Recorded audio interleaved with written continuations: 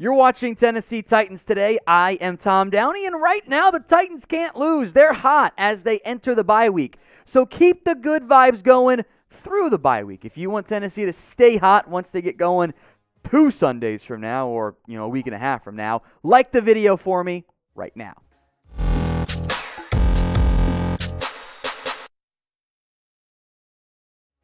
The NFL trade deadline is it is 3 weeks away at this point. If you want all the latest on Tennessee, we got you guys covered because today's video is all about potential trade targets. Multiple different names we're going to look at on today's show, beginning with offensive line help, which is pretty clearly needed. I think that's all very obvious at this point. Isaiah Wynn, the Patriots offensive tackle, is up first here. He's played left tackle, he's played right tackle, and he could play guard, and that's how some teams viewed him coming out of the NFL draft from Georgia. He's built like a guard anyway. Wynn's been kind of slowly falling out of favor in New England, where he was the left tackle, now he's the right tackle, and he got benched at one point. Overall this season, 70.1 offensive grade. This is all per PFF since nobody else does offensive line stats. 81.2 run blocking grade and a 64.4 PFF pass blocking grade.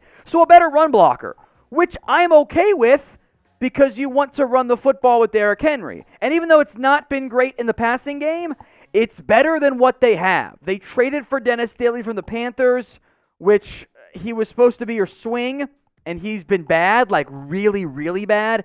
Nicholas Petit-Frere looks like a third-round rookie who has been up and down in his career, some good, some really not so good. It's fine if he's your worst offensive tackle, but when he's your best one out there, that's a bit of a problem. The O-line scares me. You got to get help if you're Tennessee. Wynn's available, and it's not often you can find offensive linemen, starting caliber linemen, who may or may not, I guess, be available in the end. So I would strongly consider Isaiah Wynn if I were Tennessee. First question of the day for you. Will the Titans make a trade? 1 for yes, 0 for no. Let me know in the comments section. I think we'll see some excitement on this name, DJ Moore, the Panthers wide receiver, who has been a very productive player, mostly up until this year. This production in 2022, it's not very good. It's pretty darned disappointing, I would argue. But it's also not indicative of his entire career. 3 straight 1,000-yard campaigns for a still very young football player who has made big plays and is stuck in a terrible situation with a garbage offensive coordinator, a bad offensive line, and some of the worst quarterback play in the NFL. Now, as the Panthers have fired head coach Matt Rule, they could sell. DJ Moore would cost you a premium draft pick. I would say a first-round pick minimum if you're going to get DJ Moore. But there's no harm. There's no downside to the Titans calling about DJ Moore. I would love to get him. If the Panthers say, yeah, we're in full fire sale mode, awesome. Go get him. There'd probably be a bidding war. But at least try. That's all I'm asking from John Robinson, the GM, with this particular player. So what do you think? Do you want the Titans to go trade for DJ Moore? Y for yes, N for no. It is the pinned comments on today's video. So if that ad break that happens here on YouTube comes, take advantage of it. Head down there, Y or N at the pinned comment. Let's talk a more cheap and feasible option, and also not as good. That's how it works, right? Chase Claypool. Now, DJ Moore's contract this year is almost the same as Chase Claypool because of the extension DJ Moore got. Low base salary. That's what the new team, in this case Tennessee, would owe them. Claypool is super cheap for 2 years. DJ Moore gets expensive next year. The career stats for Chase Claypool, not that bad. The real issue is he has been pretty poor this year. The Steelers are in a really rough spot overall with their play, with their production. That's a bit of a red flag from that standpoint. That isn't really a good thing for Chase Claypool, but he's got some size. He can do some inside and outside things and could be a more athletic version of Nick Westbrook-Ikhine. And Tennessee right now is dealing with issues along that receiving core. Kyle Phillips has had muff punts, big problem there for your slot guy. Nick Westbrook-Ikhine, you feel better about it as your 4. You can pass as your 3. He's your 2 right now, though, because Treylon Burks has been placed on IR, at least for the short term. He has not played the way I hope they were going to play him. Again, and maybe it's Mike Vrabel not liking first-year guys that much, rookies that much. Don't get me started on Dylan Radins either. But Burks has not made the impact Tennessee needed of him. We all knew this going in. When you trade away A.J. Brown for a first-round pick that becomes Treylon Burks, you need Burks to be a huge piece of your offense. Not 10 catches through 5 games, injury or not. That is not enough of an impact out of Treylon Burks. When it comes to the playoffs, which Tennessee's trending that direction with their status as the AFC South favorites, once again, after an 0-2 start, they've gotten hot. You got to get more help there. You've got to get another playmaker at receiver. Claypool has not been a dynamic, proven one, but he does offer upside from that perspective, and I, for one, do not think that should be overlooked. Today's show, well, we're right here on Titans Today, right? If you haven't already, hit that big red button and subscribe. Some days it's me, sometimes it's Matthew. Different hosts here, making sure you guys get videos from us at Chat Sports. Free videos. So if you haven't already, hit that big red button and subscribe at youtube.com/Titans Today.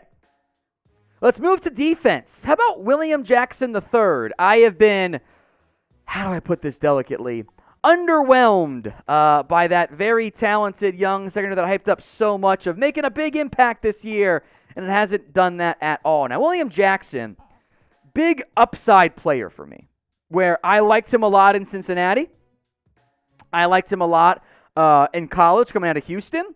I liked him quite a bit as a early career player in Washington.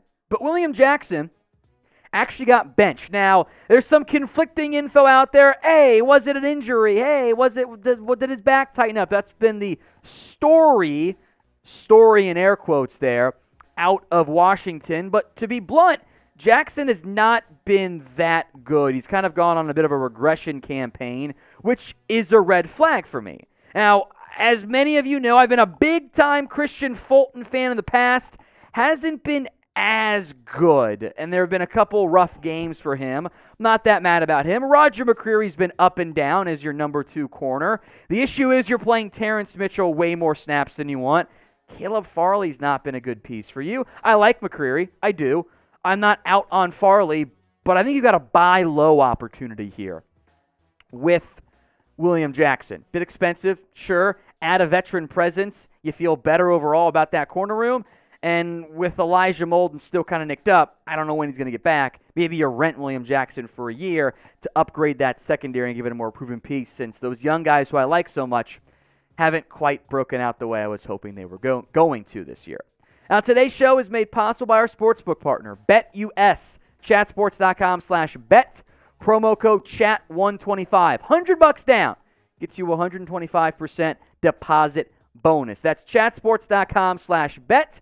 Promo code Cowboys1 or Chat125, Chat125 at chatsports.com/bet. My bad. Again, $100 down gets you the deposit bonus. Let's talk edges now. That is Lorenzo Carter, as Tennessee's in a very weird spot overall with their front. They've kind of made Danico Autry this kind of like hybrid defensive end, outside linebacker. Bud Dupree's banged up now. Carter is a veteran pass rusher who is not great, but I don't think this team needs great right now because that's very expensive to acquire. What I would like to be able to do is fully put Danico Autry back at defensive end. Put DeMarcus Walker back on the bench, stop using Mario Edwards, etc. on that grouping, and unleash Rashad Weaver, Bud Dupree when healthy, and you have another veteran edge option in Lorenzo Carter. I'm a huge Jeffrey Simmons fan. Anyone who's watched the show and talk about Simmons, you know how I feel that I think he's one of the best young players in the entire NFL, the best young defensive piece in the entire NFL as well. He needs help, though, up front. Rashad Weaver's been nice. I've been impressed by that. Bud Dupree's banged up again. You're trying to kind of force Danico Autry into a bit of a weird role that maybe he doesn't quite fit the way you need to. I mean, you've been forced to play a lot of reps for DeMarcus Walker. Your pressures are, here are the numbers, right? 21 from Jeffrey Simmons. Awesome. 17 from Danico Autry. 11 from Rashad Weaver. And then it's David Long, your linebacker, with 7. Bud Dupree's been a non-factor again this year. I would love to get another edge rusher in Lorenzo Carter. Before we go, what do you think is the Titans' biggest need right now? You could go quarterback, but there are none available, right? Sound off for me in the comment section.